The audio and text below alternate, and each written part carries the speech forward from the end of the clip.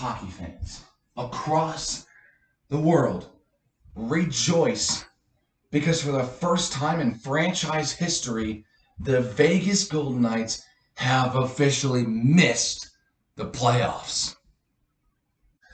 That's right, baby. Hawks win 4-3 in a shootout over the Vegas Golden Knights, therefore eliminating them from playoff contention. And with that, that means the Dallas Stars clinch the final wild card spot in the West and advance to the postseason. Gotta say, this one feels great, especially at the end of this long, terrible season. They get a big win, and not only that, but they eliminate Vegas. So let's quickly talk about regulation before we can talk about the shootout, because there's some things I want to say about the shootout, not just for the Hawks, but for Vegas. Taylor Radish in the first period would score twice. I believe that's the first time he's scored multiple goals in the game, and if it's not that, it's multiple goals in the period. There's something about it first. I forget exactly what it was, but Taylor Radish, I think, could be a fantastic piece and can develop into a really solid player for Chicago next year, as he's done very well with the month that he's been with us. So Radish would finish with, yeah.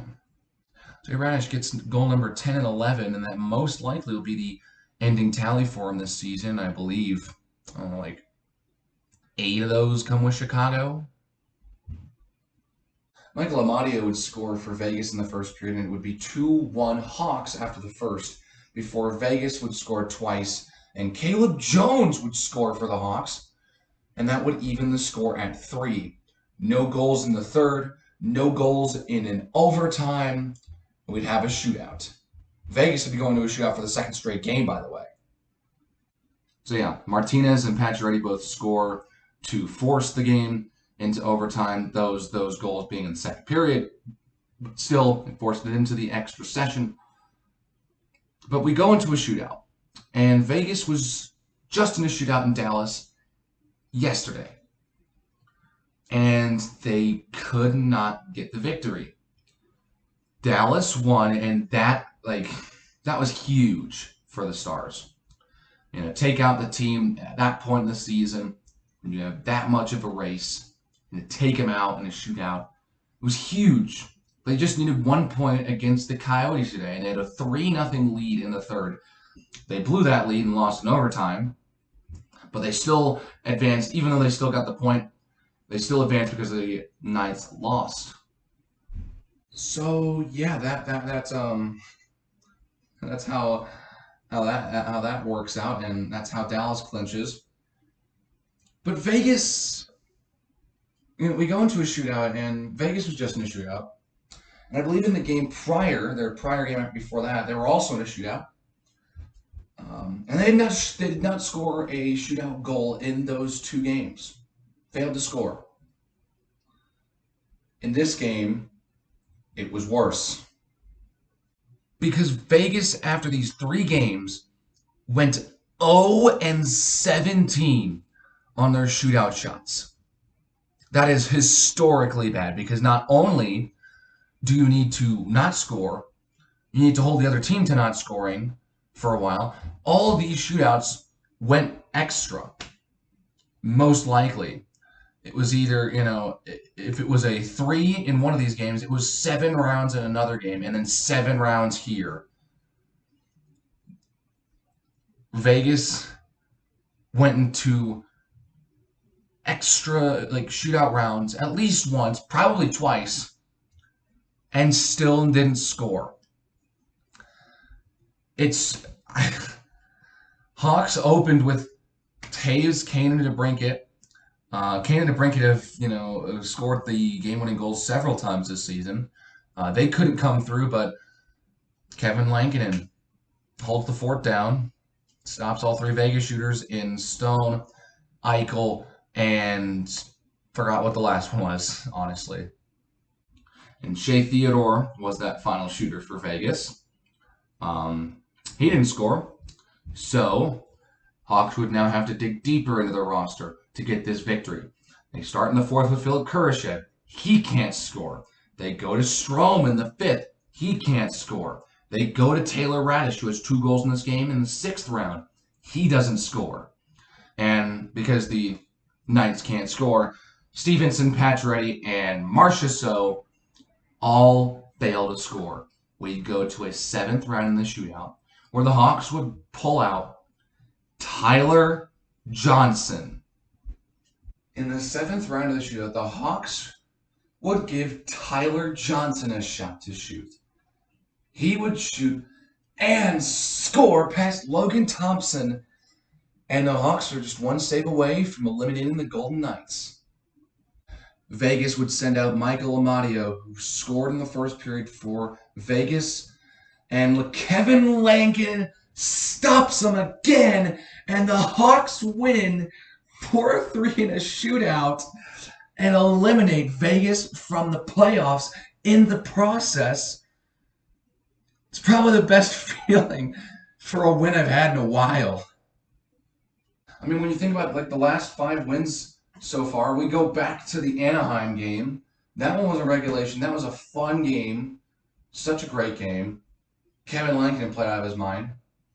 They go into LA. Colin Delia wins against the Kings on the road. And that was a shootout.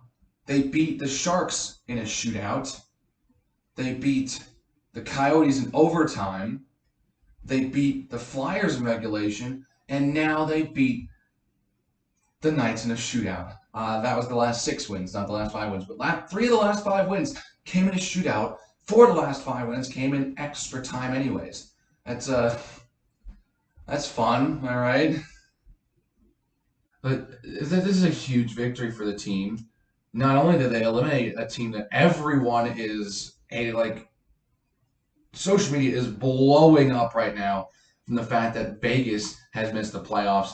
Everyone is celebrating this as America wins. This is such a big moment for a lot of people, especially fans for teams who have missed the playoffs. They're really happy to see Vegas not in it this year. And, it's fine. I don't really mind. Vegas was cool.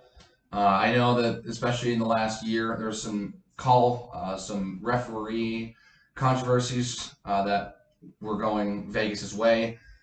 So I think that was probably where the hate train kind of started last year. I know most people were rooting for Vegas in their first year when they went to the Cup, and then most people laughed at them when they lost to San Jose. And then they were like, okay, good for them. They made it to the conference final in 2020 in the bubble as the #1 seed in the West. And then this last year they get through Colorado, and then they play Montreal. And I think in those 2 series specifically, they get some calls that go their way, and the NHL community is not happy with it. So they've been rooting for their demise this season, and they got what they wanted. Yeah, Vegas not only makes the playoffs their first 4 straight seasons, they make the conference finals 3 of their first 4 seasons. It's pretty special. But they will not be participating in the playoffs for the first time in franchise history. It happens. It happens. Fans of Vegas who did not follow hockey before the Knights became a team, it's what it feels like, man. It's what it feels like. It's not fun. It's not fun missing the playoffs. You know what's even worse? Missing the playoffs for 3, 4, 5 years in a row.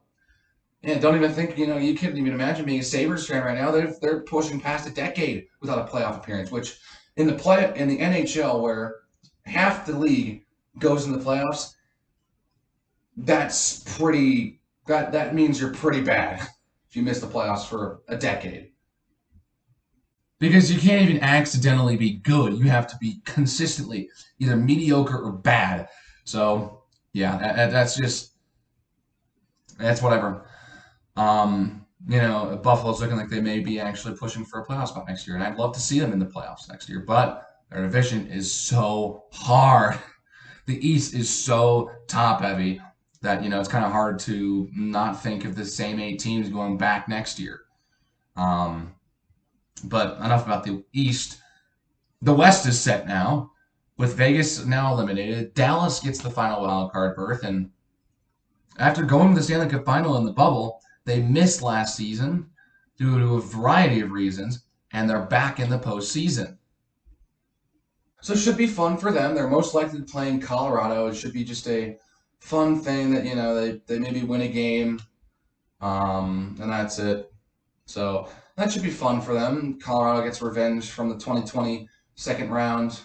You get to see something like that. Should be fun, I guess. I mean, yeah, it'll be fun playoffs. Honestly, Dallas is the only team in the field that I feel like could not make a deep run, and that's because they'd be playing Colorado in the first round. But I mean, crazier things have happened in the postseason. We've seen a year where all 4 wild card teams get through to the second round. Not a single division winner wins in their first round series. So, I mean, and Dallas was part of that wild card upset in 2019. They beat Nashville. I mean, crazier things have happened. So we could potentially see,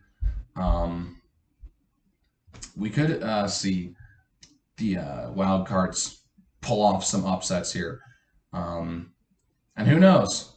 That's what's amazing about the Stanley Cup playoffs. Even in the first round, anything can happen. Even the team that's placed 16th on the bracket can do well. Look at Montreal, the worst team coming in the playoffs. Dallas finished with more points than Montreal did in the standings, and Montreal went to the playoffs and they didn't.